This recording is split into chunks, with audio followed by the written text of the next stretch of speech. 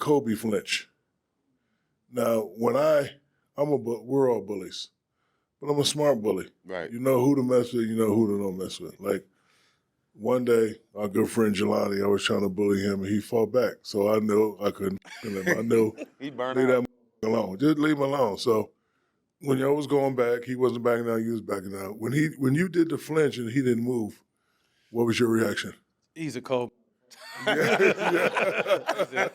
But I mean, obviously, you guys spent so much time together. Cole, obviously, not only physically skilled and one of the greatest, but he'll mentally do the shit too. So Kobe was someone who will elbow you, grab you.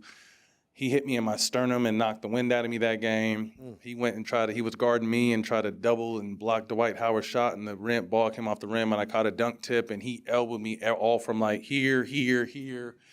Refs didn't call nothing. So it just came to a point where I'm like, fuck this. We're about to fight.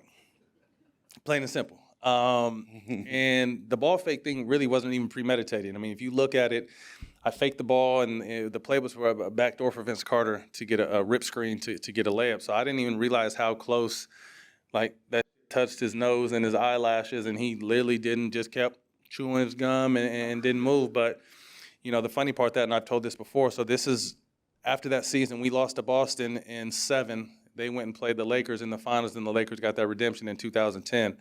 So my deal was up. They decided to give JJ more money they initially said. So JJ kind of took mine and some of mine and his money. So I was up. So I was actually going to go to Miami, and this is when I started getting calls from Pat Riley telling me that the big three were kind of forming, that Bron and Bosh were coming, and our closing lineup. He was telling me what the closing lineup would be. I'm like, I'm gonna go from Orlando to Miami. Cool.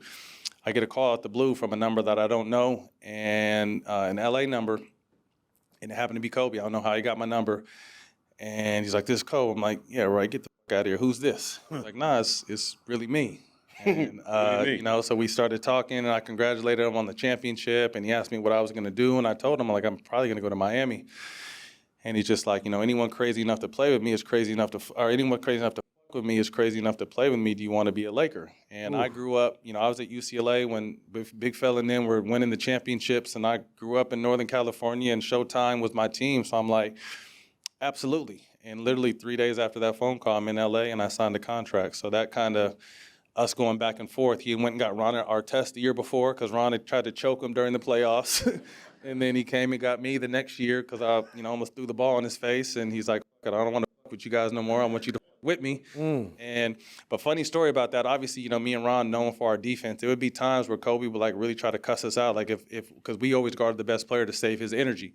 But there would be times if that person hit one or two, man, get the fuck off, I'm gonna guard him. That. So he'd be arguing with me and Ron on the court who was going to guard the best player. So just his competitive nature and how hard he worked, I never got a chance to see that before or after. His dedication to being the absolute best, and you can attest to that. He just always wanted to be the best no matter what, when, how he was going to do it. And I always say he had a ton of God-given ability, but I feel like he paid God back every day for how hard he worked with that ability. That's beautiful. You've been saying a lot lately in the greatest of all time, Kobe deserves more conversation. Absolutely. I was curious, when you hear the greatest of all times, does it ever get you upset when Tim Duncan's not mentioned at all? Yeah, because he's definitely in mine. How could he not be? You just look at the body of work and what he's done as a power forward. He should be in the top 5 or best of all time. You know what I think, too, not to cut you off, Jack, I think there's always the list varies from if you played or not. I think guys that don't play don't really understand what some of these dudes were like. Mm-hmm. And, when you talk about where Kobe's ranks in the hierarchy of the game, and I've heard Shaq talk about it, us talk about it, when you hear these reporters that didn't play, he's sometimes outside the top 10, and we're just like, it's crazy. To me. But to me, it's always been a little man's list. Yeah. Because Kareem's name is never mentioned, ever. Right, so which is normal because nobody roots for Goliath. Everybody always roots for the little guy, and I understand. But Kareem name definitely needs to be in there. Kobe, Kareem, Russell, Wilt, Duncan, Shaq are always a little bit I'm lower. not in that category. Shaq, you don't stop being modest, Shaq. I'm most dominant. In my top 10. I'm most dominant. You want to give your top 10? I have 5 big men in Let's my top 10. hear it. So I'm going 1 through 10. Yes. I go MJ. I go Cole. I go Braun, I go Tim, I go Shaq, I go Magic, I go Bird, I go Kareem, I go Wilt, and I go Bill Russell. That's really clean. Nice. Thank you, by the way. I appreciate that. I mean, Always been in my top 5, bro. yeah. I mean, Not a Shaq big is man ever. very modest. Stop acting like it. You guys might not catch the same. Why? You might not catch the same kind of funny guy like we know. But Shaq is always very modest, and I think what works well for Shaq is because his peers, the guys that played against him, respect him and understand how amazing he was and incredible he was, and not only on the court. I mean, I've heard a ton of stories how he helps the younger players, and I feel like that's what the game is missing. Shaq used to be the ultimate vet. Shaq will buy you a car, a whole wardrobe. Like, there's certain things that older players are supposed to do to kind of acclimate the younger guys to what this lifestyle is, and I feel like that's what's missing in today's game because Change the subject.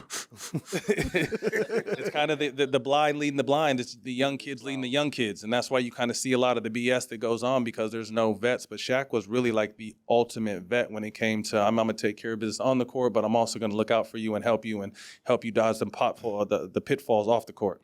That's easy for us because that's what All the Smoke is about. If y'all watch our show, we always give people their flowers. And he always had mall money too, didn't he? Always had mall money.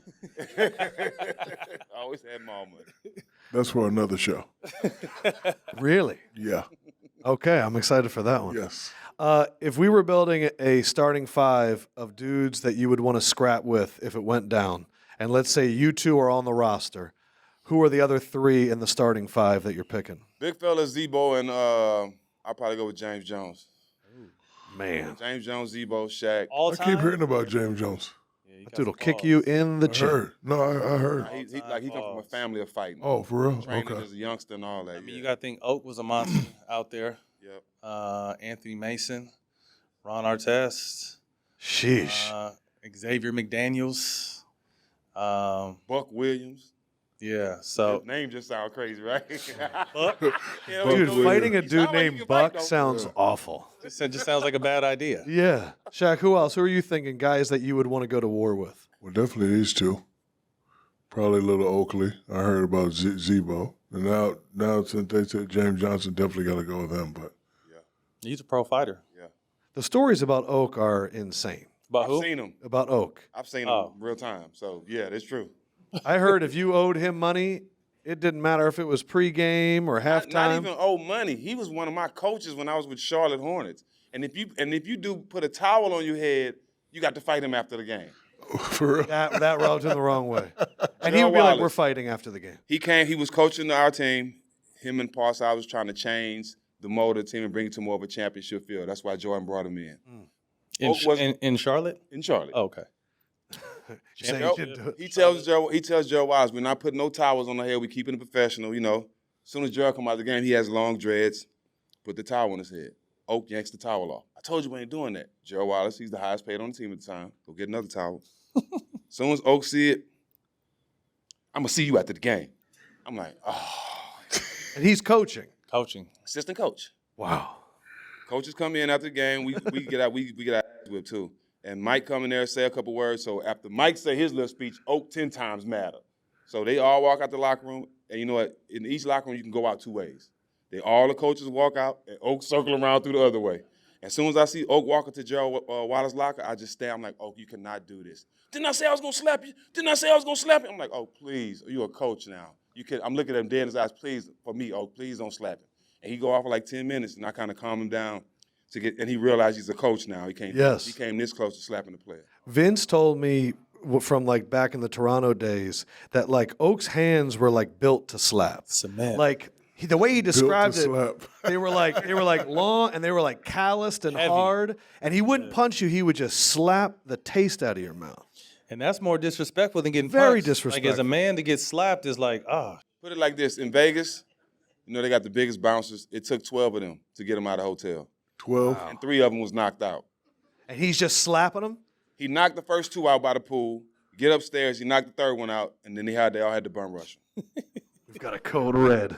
Charles Oakley slapping guards at the pool again. Laying them out left and right. That's incredible.